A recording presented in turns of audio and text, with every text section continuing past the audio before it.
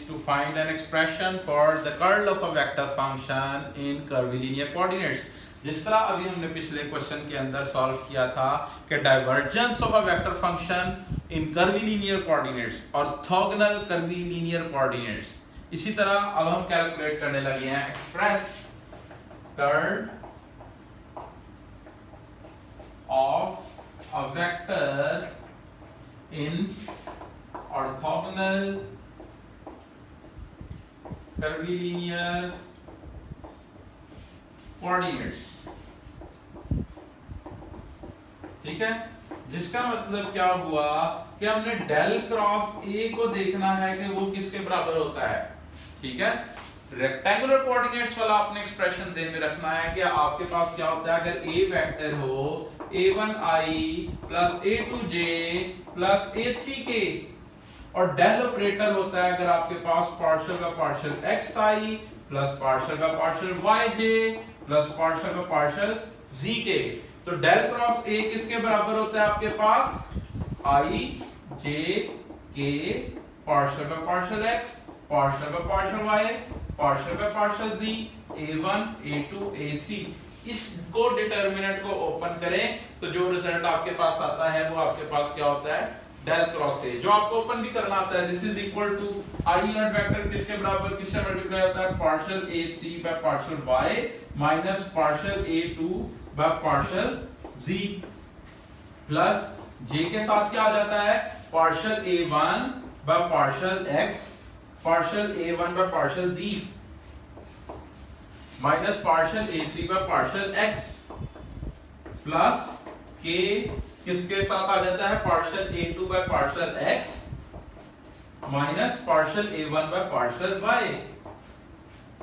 ठीक है, कि ये वाली रो ये वाली कॉलम ये हमारा गया तो partial a3 by partial y minus partial a2 by partial z, फिर प्लस के साथ आ गया तो partial a1 by partial z minus partial a3 by partial x। ठीक है, और ये इसके साथ क्या आ जाता है, partial a2 by partial x partial a1 by partial y। तो ये हमारे पास क्या एक्सप्रेशन होता है, कर्वीलिनियर कोऑर्डिनेट्स के अंदर नहीं, रेक्टेंगुलर कोऑर्डिनेट्स के अंदर डेल क्रॉस ए का एक्सप्रेशन। और अब हमने कैलकुलेट करना है कर्वीलिनियर कोऑर्डिनेट्स के अंदर, ऑर्थोगोनल कर्वीलिनियर कोऑर्डिनेट्स के अंदर हमारे पास डेल क्रॉस ए का एक्सप्रेशन क्या बन रहा होगा। हम जानते हैं कि हमारे पास जो वेक्टर ए है अगर हम इन जनरल ले रहे हैं कर्वीलिनियर के लिए तो वो a1 e1 plus a2 e2 plus a3 e3 के बराबर है, where a vector is also a function of u1 u2 u3, a1 is also a function of u1 u2 u3, a2 is a function of u1 u2 u3 and a3 is a function of u1 u2 and u3, where u1 u2 u3 are representing the general orthogonal coordinates, right? अब हम calculate करने जाने लगे हैं del cross ए।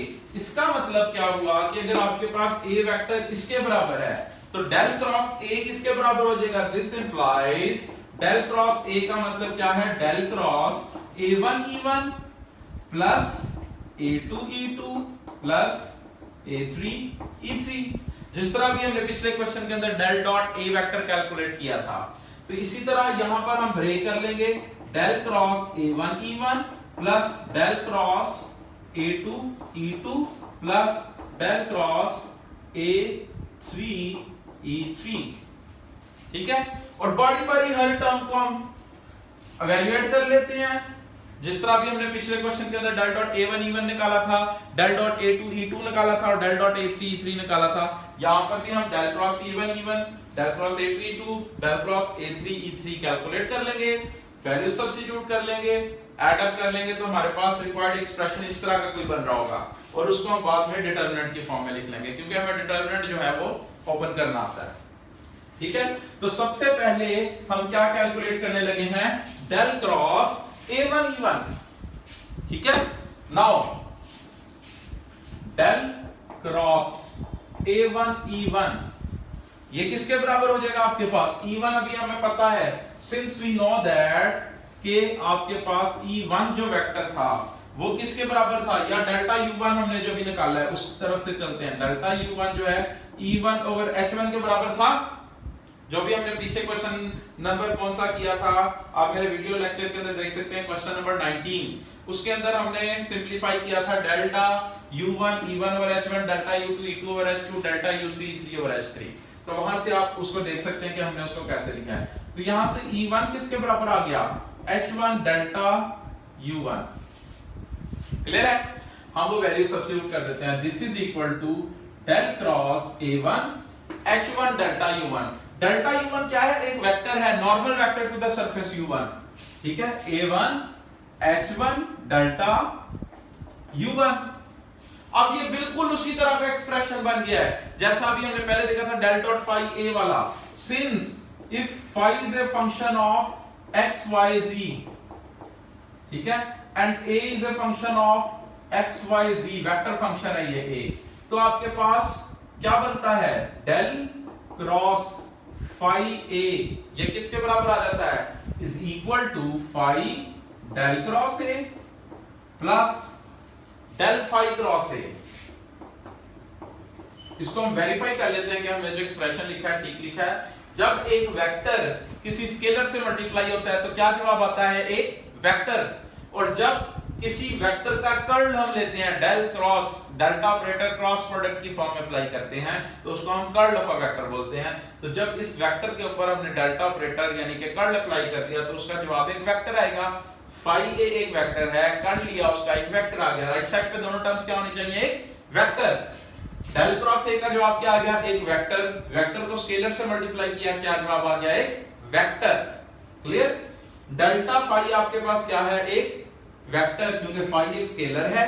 जब उसका gradient लिया तो एक नॉर्मल वेक्टर आ गया। फाई एक सरफेस को रिप्रेजेंट कर रहा है, एक स्केलर फील्ड है, scalar function of position vector या जिस भी कोऑर्डिनेट सिस्टम के अंदर हुआ है। ये एक वेक्टर हो गया, ये एक वेक्टर हो गया, इन दोनों का हमने क्या ले लिया, क्रॉस प्रोडक्ट ले लिया, तो ये भी एक वेक्टर क्वांटिटी बन गई। अब यहां पर ये वाली टर्म का बिहेवियर क्या है, फाई वाला, इस टर्म का बिहेवियर क्या है, वेक्टर ए वाला। तो हम क्या ओपन करने लगे हैं, डेल क्रॉस फाई ए। तो ये एक्सप्रेशन के अंदर फाई की जगह सब्स्टिट्यूट कर देते हैं a1 h1 और a की जगह क्या सब्स्टिट्यूट कर देते हैं, delta u1। So this implies del cross a1 e1 किसके बराबर आ गया आपके पास, फाई क्या है, a1 h1, अंदर क्या आ जाएगा, डेल क्रॉस डेल्टा u1, ठीक है, प्लस डेल फाई, डेल क्या है, डेल फाई, फाई क्या है, a1 h1, ठीक है, और ये क्या है, क्रॉस a, a क्या है आपके पास, डेल्टा u1। क्लियर है। अब हमारे पास क्या रिजल्ट आ जाएगा, डेल क्रॉस डेल फाई। इसको हम एक दफा देख लेते हैं, डेल क्रॉस डेल फाई, इसका जवाब क्या आता है आपके पास, आइडेंटिटी आपने पढ़ी होगी, नहीं पढ़ी तो हम इसको ओपन भी करके देख लेते हैं। आई जे के डेल्टा क्या है, partial by partial x, partial by partial y, partial by partial z. Delta phi क्या है, partial phi by partial x, partial phi by partial y, partial phi by partial z. ठीक है। अब इस रो में से आप फाई को कॉमन ले लेकर बाहर अगर ले जाते हैं, बाहर आ गया तो ये दो रोज क्या हो गई आपके पास, सेम। डिटरमिनेंट ओपन करेंगे, रिजल्ट आपके पास 0 आ गया। वैसे भी किसी भी डिटरमिनेंट के अंदर आपके पास दो रो सेम आ जाए तो रिजल्ट क्या हो जाता है, 0। ठीक है। तो ये आपके पास जो टर्म है ये क्या हो गई आपकी, उड़ गई, 0 आ गया। ठीक है। अब बाकी टर्म आपके पास क्या बनी, this implies del cross a1 e1 किसके बराबर आ गया, delta a1 h1 cross delta u1। ठीक है। अब डेल्टा u1 के बारे में हम ऑलरेडी जानते हैं कि डेल्टा u1 किसके बराबर था, जैसे ये लिखा हुआ है e1 ओवर h1। ठीक है। So this implies del cross a1 e1 is equal to delta a1 h1 cross e1 over h1। ठीक है। ये हमारे पास फिलहाल रिजल्ट आया है। अब इसके अंदर a1 h1 क्या है, एक स्केलर फंक्शन है।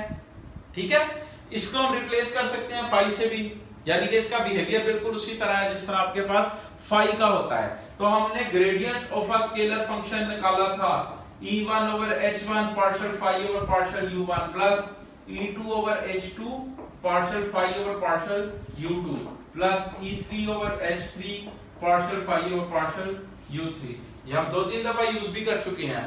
तो यहां पर gradient of a scalar function in curvilinear coordinate हम एक्सप्रेशन को यूज करेंगे, वो हम इधर साफ करके लिख लेते हैं जरा। तो वो आपके सामने नजर आ रहा होगा आपको कि डेल्टा फाई का बिहेवियर ये इस तरह का इसके ऊपर अप्लाई होना है। So del cross A1 E1 का रिजल्ट क्या आ गया, हमने डेल्टा ऑपरेटर A1 H1 के ऊपर अप्लाई किया तो E1 ओवर H1 पार्शियल और पार्शियल U1 किसका, A1 H1 का, ठीक है, plus E2 over H2 partial over partial U2 किसका, A1 H1 का, प्लस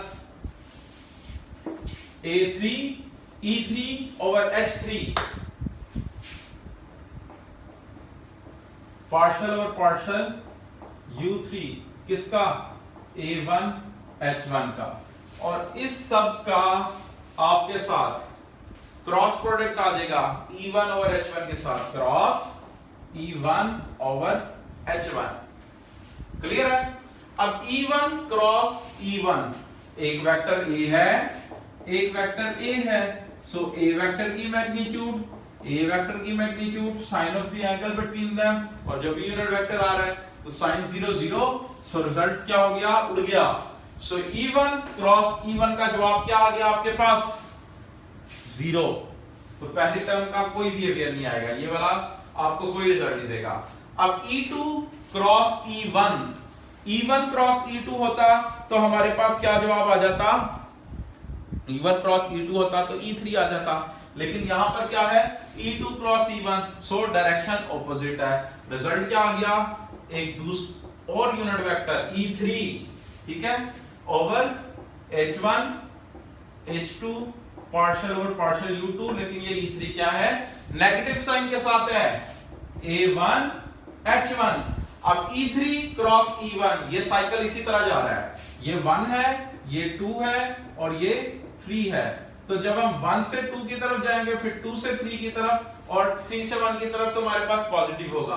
पहले केस में क्या है, E2 क्रॉस E1, तो ये वाला इस तरह हमारे, तो इसका नेगेटिव हो गया, ये -2 वाला साइन बन गया है किस्म का, यानी 2 तो नहीं खैर उसको कहेंगे क्योंकि 2 हम बॉस को कह रहे हैं। सो 2 क्रॉस इसकी डायरेक्शन इनवर्ट हो गई, -k की तरह की, ठीक है। और 3 क्रॉस 1 वाला 3 से 1 की तरफ जाने वाला हमारे पास पॉजिटिव साइकिल है। So plus E3 cross E1 आपके पास क्या आ गया, E2 over H1 H3 partial by partial U3 A1 H1। ये वाला रिजल्ट हमारे पास किसके बराबर आ गया, E1 वाला, ठीक है।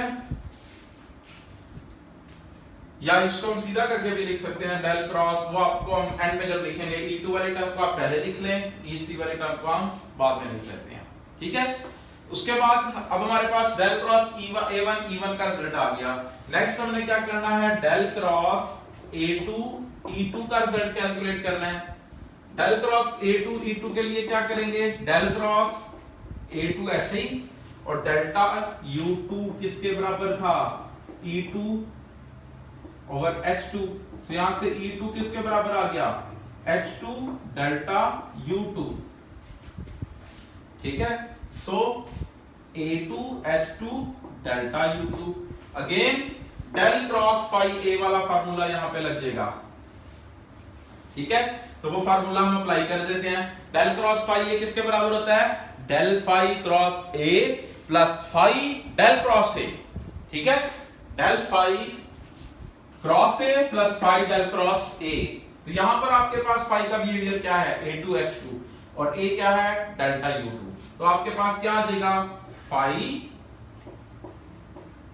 या क्या अंदर क्या आ जाएगा, डेल क्रॉस डेल्टा U2, ठीक है, प्लस आपके पास क्या आ जाएगा, डेल फाई A2 H2, ठीक है, क्रॉस डेल्टा U2। क्लियर है। ये वाली टर्म फिर उसी तरह उड़ गई, del cross delta U2 del cross del phi वाला, जैसा भी हमने देखा कि डिटरमिनेंट बना के ओपन कर लें, चाहे आप वैसे सिंपलीफाई कर लें। वैल्यू सब्स्टिट्यूट करके भी करेंगे तो आपके पास रिजल्ट उसी तरह आ जाएगा।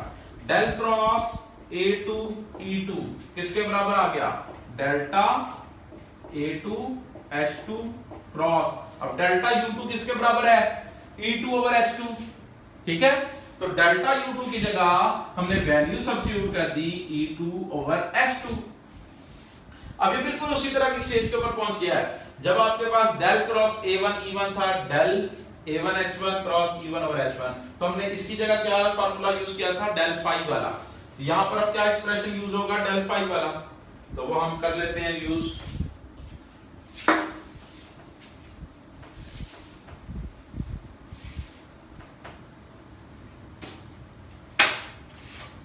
So del cross A2 E2 हमारे पास क्या आ जाएगा? डेल क्रॉस A2 E2 ये किसके बराबर आ गया? डेल फाई किसके बराबर होता है? E1 over H1, del phi partial by partial U1 किसका? A2 H2 का, plus E2 by H2 partial by partial U2 किसका? A2 H2 का, plus E3 over H3 partial by partial U3 किसका? A2 H2 का। ये हमने लिख लिया ये वाला एक्सप्रेशन, और इसकी क्रॉस प्रोडक्ट किसके साथ होगी? Cross E2 over H2। जगह थोड़ी सी हो गई है, आपने देखना है। ये हमने डेल फाई ये वाली टर्म लिख ली, delta A2 H2, delta A2 H2। Cross product किसके साथ दिया? E2 over H2। Cross product किसके साथ आ गया? E2 over H2। अब आपके पास E2 क्रॉस E2 वाली टर्म 0 होगी, E1 क्रॉस E2 वाली टर्म बचेगी, E3 क्रॉस E2 वाली टर्म बचेगी, ठीक है। Excuse me. सो आपके पास डेल क्रॉस A2 E2 किसके बराबर आ गया? E1 cross E2 cycle E1 1 से 2, तो आपके पास क्या आ जाएगा? E3 over H1 H2 partial by partial U1 A2 H2। Clear है? इस टर्म की क्रॉस प्रोडक्ट अभी हमने इसके साथ लिख दिया है। इस टर्म की क्रॉस प्रोडक्ट इसके साथ क्या हो जाएगी? 0, ठीक है। अब हमने क्या किया? E3 की E2 के साथ, तो ऑपोजिट डायरेक्शन में जा रहा है, 3 से 2 की तरफ, हमने 3 से 1 की तरफ जाना था। 1 2 3 1 2 3 1 2 3, तो ये क्या बन रहा? पहले वाला तो 1 से 2 की तरफ गया तो 3 जवाब आ गया। अब 3 को 2 से जाना चाहिए था, तो आपके पास क्या आ रहा है? 3 उल्टा जा रहा है, 3 को 1 से जाना चाहिए था, तो ये 3 वापसी की तरफ जा रहा है, तो इधर से क्या आएगा? Minus E1 over H2 H3 partial by partial U3 A2 H2, ठीक है। क्लियर है? सिमिलरली हम कैलकुलेट करेंगे डेल क्रॉस A3 E3, ठीक है। वो किसके बराबर आ जाएगा? डेल क्रॉस A3, और E3 किसके बराबर होता है? हमने जस्ट ये लिखा है delta U3, delta U3 is equal to E3 over H3। So E3 किसके बराबर हो गया? H3 डेल्टा U3 के बराबर, ठीक है। सो A3 क्या आ गया? H3 delta U3। क्लियर है? फिर हम क्या करेंगे? डेल क्रॉस ये वाली टर्म का बिहेवियर कैसा है? फाई वाला, और इस वाली टर्म का बिहेवियर कैसा है? वेक्टर A वाला। डेल क्रॉस फाई ये जो एक्सप्रेशन हमने लिखा था बिल्कुल वैसा ही, तो ये क्या बन गया? Phi A3 H3 del cross A, ठीक है, plus delta phi A3 H3 cross delta U3। Clear है? अब ये चीज अगेन आपकी होगी जब आप क्रॉस प्रोडक्ट ओपन करेंगे। So this implies delta cross A3 AE3 किसके बराबर आ गया? Is equal to delta A3 H3। Clear है? जिस तरह की हमारी स्टेज वो मिट गया उसमें क्रॉस। अब डेल्टा U3 किसके बराबर है? E3 over H3। क्लियर है? अब हमारे पास फिर उसी स्टेज के ऊपर पहुंच गए जब आपके पास डेल्टा फाई वाला एक्सप्रेशन हमने अप्लाई करना था। डेल्टा फाई किसके बराबर था? E1 over H1 partial phi over partial U1 E2 over H2 partial phi over partial U2 plus E3 over H3 partial phi over partial U3। तो इसके आगे से मैं यहां पर कंटिन्यू करता हूं क्योंकि मुझे फिर वो एक्सप्रेशन लिखे रहने चाहिए। अब इसके बाद इसके ऊपर मैं अप्लाई करने लगा हूं ये वाला एक्सप्रेशन के ऊपर डेल्टा फाई वाला। तो ये क्या बन गया? डेल क्रॉस A3 E3 किसके बराबर आ गया? E1 over H1 partial of A3 H3 किसके लिहाज से? U1 के लिहाज से plus E2 over H2 partial by partial U2 किसका? A3 H3 का plus E3 over H3 partial over partial U3 A3 H3। ठीक है? और अब इसका क्रॉस प्रोडक्ट होगा किसके लिहाज से? E3 over H3। Again E1 cross E3 आपके पास रिजल्ट मौजूद होगा, E2 क्रॉस E3 वाला रिजल्ट मौजूद होगा और ये वाला टर्म का रिजल्ट कोई मौजूद नहीं होना। ठीक है? अब E1 और E3 हमारा साइकिल क्या था E1 E3 का? 1 2 3 1 2 3 1 2 3 1 से 2 की तरफ जाएंगे 3, 2 से 3 की तरफ जाएंगे 1, लेकिन ये जा रहा है 1 से 3 की तरफ, तो रिजल्ट क्या आएगा? -E2। So this is equal to -E2 over H1 और वो आ गया H3 partial by partial U1 A3 H3। ठीक है? प्लस 2 से 3 की तरफ जाएंगे प्लस आएगा आपके पास E1 over H2 H3 partial by partial U2 A3 H3। तो ये आ गया आपके पास डेल क्रॉस A3 E3 का जवाब। ठीक है? किसी के ज़हन में कोई सवाल आ रहा हो यहां तक तो वो आगे आप कमेंट सेक्शन के अंदर जाके मुझे बता सकते हैं कि इस जगह से हमें बात कोई थोड़ी सी समझ में आ रही है या नहीं आ रही। जो भी आपके कमेंट्स हैं वो आप हमें बता सकते हैं। अब हमने क्या करना है, जो हमारा मेन टारगेट था डेल क्रॉस A1 कैलकुलेट करना था। A वेक्टर जो कि बराबर था del cross A1 E1 plus A2 E2 plus A3 E3 के बराबर। ठीक है?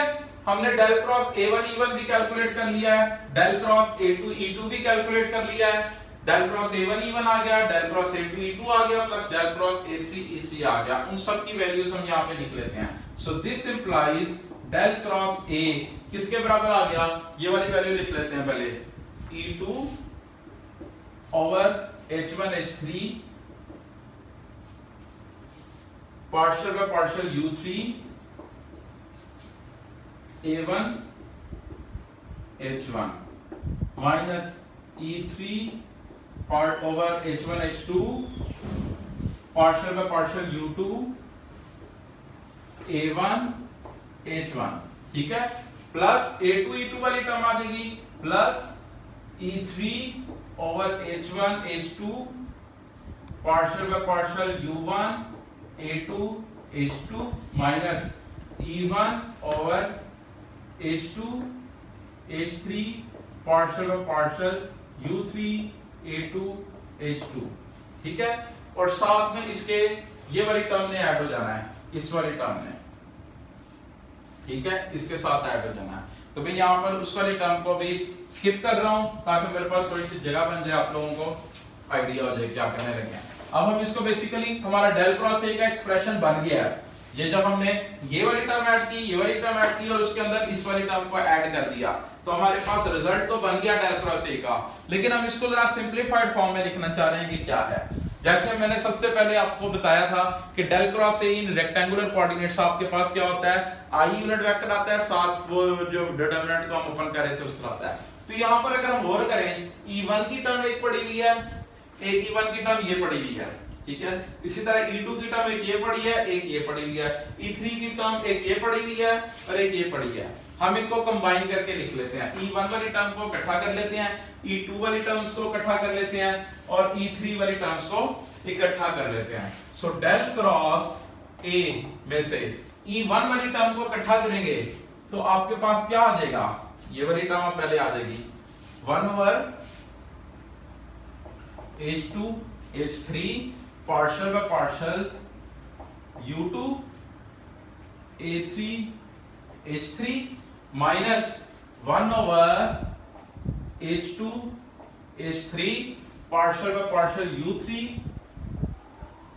A2 H2।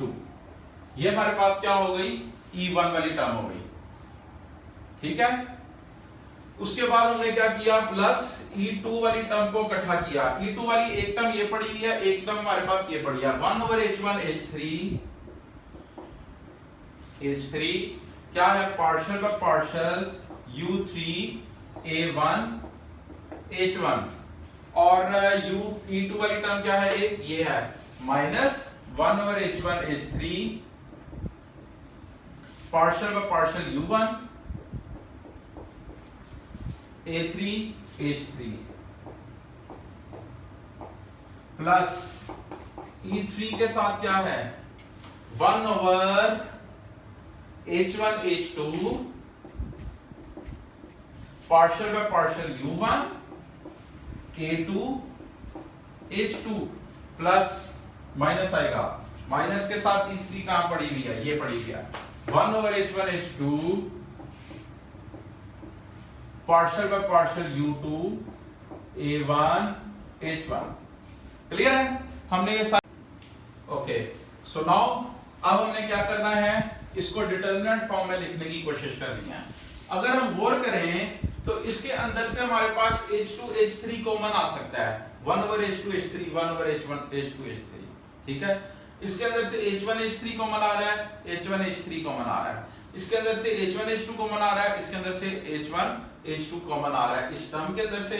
तो अगर हम काम एक करते हैं कि H1 से इसको डिवाइड और मल्टीप्लाई करते हैं, मैं इसी स्टेप के अंदर अगर आप लोगों को कर दूं कि इसको H1 से डिवाइड और मल्टीप्लाई कर दूं, इसको H2 से डिवाइड और मल्टीप्लाई कर दूं और इसको H3 से डिवाइड और मल्टीप्लाई कर दूं, तो क्या बनेगा, इसको मैं H1 से डिवाइड और मल्टीप्लाई करने लगा हूं, तो यहां पर H1 आ जाएगा और यहां पर H1 आ जाएगा। कोई फर्क पड़ता है, वो H1 को मैं कॉमन ले लूंगा तो कैंसिल आउट हो जाएगा। ध्यान से समझने वाला स्टेप है ये, ठीक है।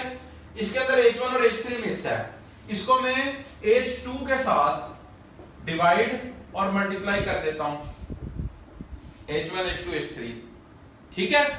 इसके अंदर क्या करते हैं हम, H1 H2 है, H1 H2 है, इसको हम H3 से डिवाइड और मल्टीप्लाई कर देते हैं, ठीक है। तो हमारे पास इन 6 की 6 टर्म्स के अंदर से 1 over H1 H2 H3 common आ जाएगा, ठीक है।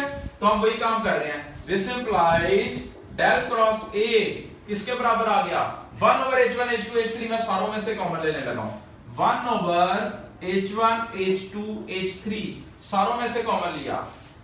पहली टर्म आपके पास क्या बची, H1 E1 अंदर इसके क्या आ गया, partial by partial U2 A3 H3 minus partial by partial U3 A2 H2, ठीक है। ये इसके अंदर आ गया पहली टर्म के साथ। फिर क्या आ गया, E1 के साथ आ रहा है ये,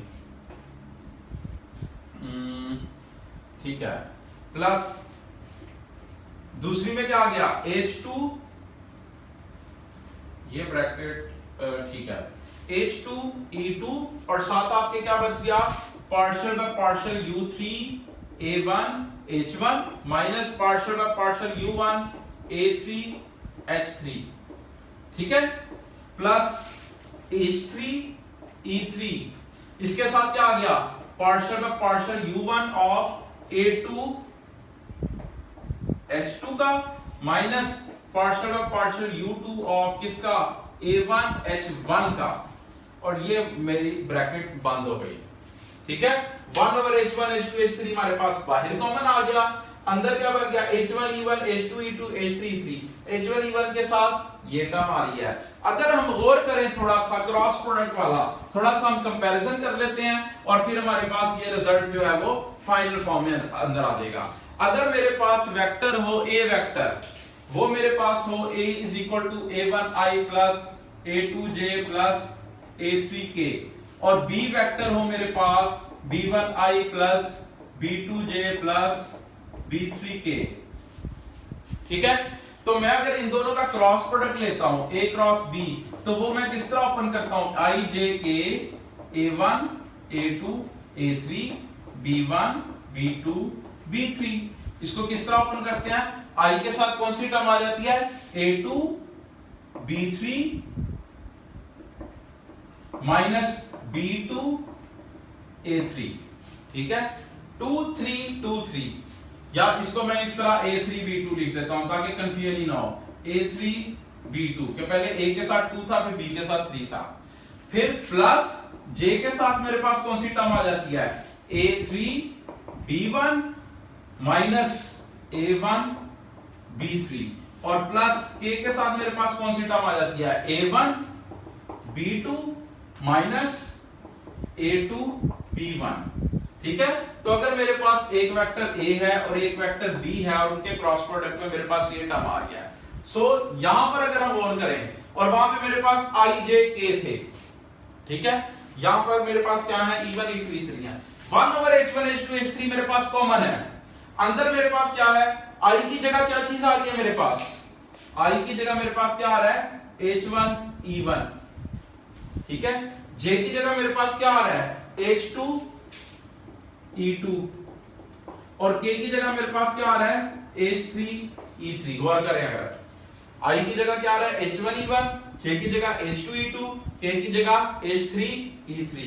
अब देखिए a2 b3 minus a3 b2, ये a था, पार्शियल बाय पार्शियल u 2 आ रहा था, पार्शियल बाय पार्शियल u 3 आ रहा है, a वाली चीज रिप्रेजेंट कर दिया है। b वाली क्या है, a3 h3 a2 h2, 3 वाली क्या है, b3 b2, यानी कि a है h है, a h है, a3 b3 a2 h2, a1 h1 है तो b1 को रिप्रेजेंट कर रहा है, ये a3 h3 b3 को रिप्रेजेंट कर रहा है, ये partial by partial u3 partial by partial u1 किसको रिप्रेजेंट कर रहे हैं, ये रिप्रेजेंट कर रहा है आपके पास a3 को, ये रिप्रेजेंट कर रहा है a1 को। तो फिर ये वाला जो पूरा का पूरा एक्सप्रेशन है, ये हमारा डेल क्रॉस a, ये आपका किस तरह का बन जाएगा, 1 ओवर h1 h2 h3, अंदर क्या आ जाएगा आपके पास डिटरमिनेंट के अंदर, मैं इसको मिटाता हूं थोड़ा सा, लिख सकूं यहां पे e1 या h1 e1 h2 e2 h3 और e3। ठीक है, और ये वाली चीज क्या है, partial by partial u1 partial by partial u2 partial by partial u3।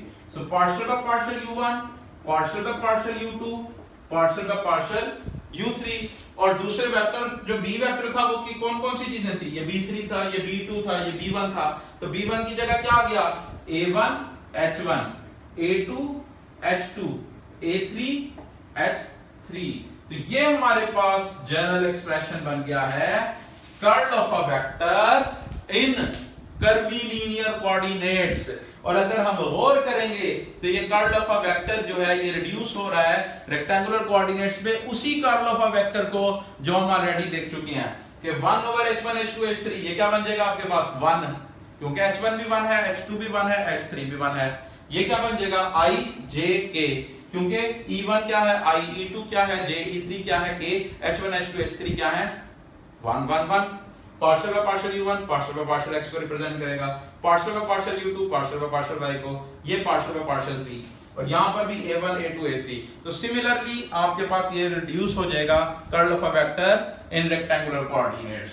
सो अगर इस क्वेश्चन के अंदर कोई बात आपको समझने वाली हो कमेंट सेक्शन में बताएं, वीडियो लाइक आ रही हो तो लाइक का बटन दबाएं और चैनल को सब्सक्राइब करें। Thank you very much, Allah Hafiz.